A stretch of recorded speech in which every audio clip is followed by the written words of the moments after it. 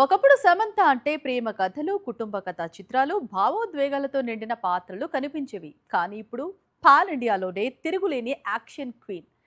ఆ విషయాన్ని Sam latest film మా ఇంటి బంగారం ప్రూవ్ చేస్తోంది. ఇంతకీ ఒకప్పటి చుల్బుల్ ఇప్పుడు డాషింగ్ క్వీన్ గా ఎలా అప్గ్రేడ్ అయింది అంటే అందుకు రీజన్ ఆమె భర్త రాజ్ నిడమూరు.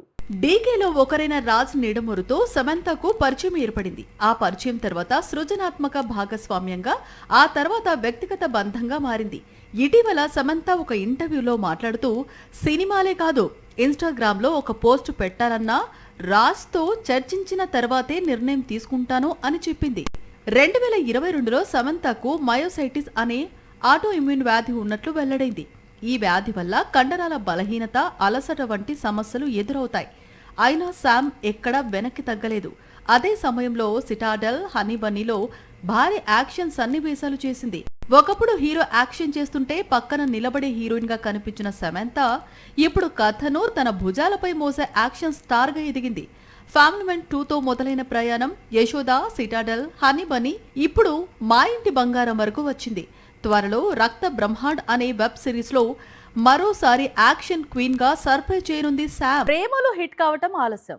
మాలీవుడ్ కంటే టాలీవుడ్ పైన ఎక్కువ ఫోకస్ పెట్టింది ప్రేమలో హీరోయిన్. దీంతో అక్కడ బ్యాక్ టు బ్యాక్ మూవీస్ చేసింది. కానీ కాలం కలిసి రాలేదు. ఇప్పుడు కోలీవుడ్ నుంచి లేటెస్ట్ హోప్ మాత్రమే మిగిలి ఉంది.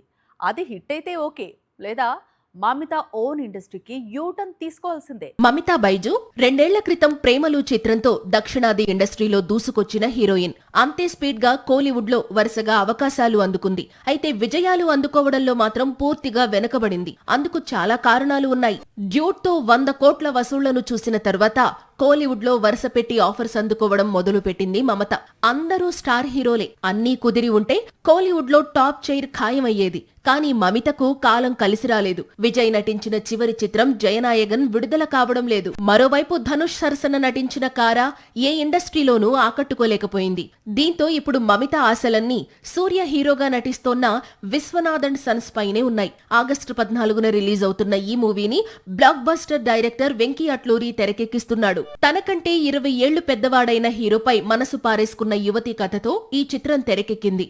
అయితే స్టోరీకి సినిమా టైటిల్ కు ఏంటి సంబంధం అనేది తెలియాలంటే మూవీ రిలీజ్ వరకు వెయిట్ చేయాల్సిందే అంటున్నాడు వెంకీ. ఇటీవలే సినిమా నుంచి ఫస్ట్ సింగిల్ రిలీజ్ అయింది. జీవి అందించిన ట్యూన్ ఇంప్రెస్ చేస్తోంది. రిషబ్ శెట్టి అంటే కాంతారా సిరీస్ గుర్తుకు వస్తుంది. ఇప్పటికే కాంతారా నుంచి 2 చిత్రాలు విడుదల చేశాడు. 3వ భాగం తీసుకొస్తానని ప్రామిస్ చేశాడు. కానీ రిషబ్ తీరు చూస్తుంటే ఇప్పట్లో 3వ భాగం పట్టాలెక్కే అవకాశాలే కనిపించడం లేదు. ఎందుకంటే కాంతారా హీరో ఫోకస్ ఇతర ప్రాజెక్టులపై పడింది. టాలీవుడ్, బాలీవుడ్ ప్రాజెక్ట్స్ తో రిషబ్ శెట్టి బిజీ అవుతున్నాడు. కన్నడ హీరో రిషబ్ శెట్టి సినిమాల బడ్జెట్ పెరుగుతూ వెళుతున్నాయి. కాంతారా మొదటి భాగం 15 కోట్లతో తెరకెక్కితే కాంతారా సిరీస్ నుంచి వచ్చిన తరువాతి చిత్రం బడ్జెట్ ఏకంగా 100 కోట్లు దాటింది.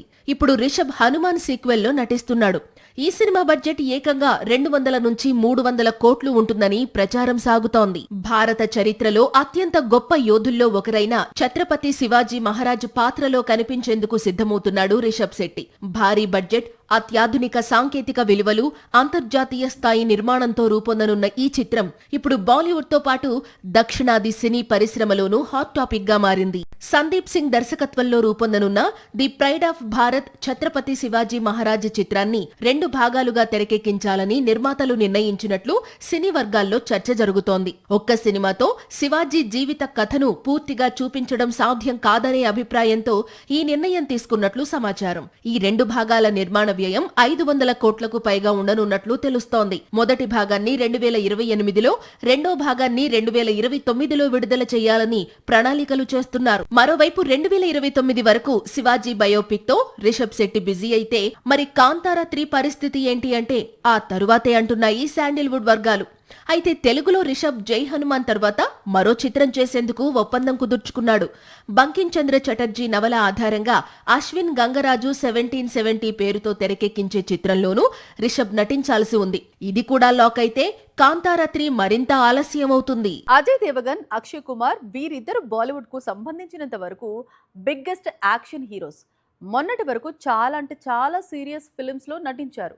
కానీ ధురంధర్ జమానాలో ఇప్పుడు యాక్షన్ సినిమాలు చేయాలంటే, కనిపించాలంటే భయపడే పరిస్థితి.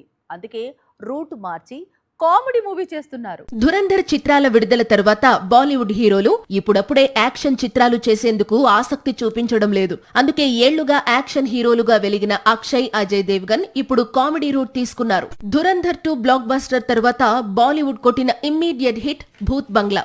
అందుకు కారణం ధురంధర్ 2 లాంటి హై వోల్టేజ్ యాక్షన్ మూవీ చూసిన ఆడియన్స్ ఇమ్మీడియట్ గా కామెడీ కోరుకోవడం, అందుకు తగ్గట్లే అక్షయ్ భూత్ బంగ్లాను సిద్ధం చేయడంతో ఈ చిత్రం సరాసరి 270 కోట్ల వసూళ్లను రాబట్టి భారీ హిట్ గా నిలిచింది. భూత్ బంగ్లా విజయంతో జోష్ మీదున్న అక్షయ్ కుమార్ ఇప్పుడు వెల్కమ్ సిరీస్ నుంచి 3వ భాగాన్ని విడుదల చేస్తున్నాడు. 2007లో వెల్కమ్ రిలీజ్ అయి బ్లాక్ బస్టర్ అయింది.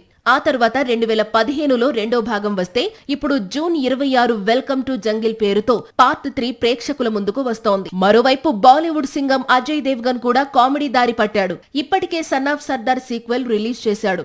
ఇప్పుడు ధమాల్ సిరీస్ లో 4వ భాగాన్ని రిలీజ్ కు రెడీ చేస్తున్నాడు. 2007 నుంచే ధమాల్ సిరీస్ బాలీవుడ్ ప్రేక్షకులను అలరిస్తూ వస్తోంది.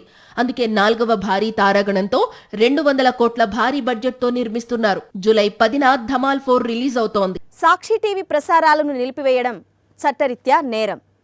సాక్షి టీవీ ప్రసారాల కోసం మీ స్థానిక కేబుల్ ఆపరేటర్ని వెంటనే సంప్రదించండి. డిటిహెచ్లో, ఇంటర్నెట్లో కూడా సాక్షి టీవీ ప్రసారాలను వీక్షించవచ్చు.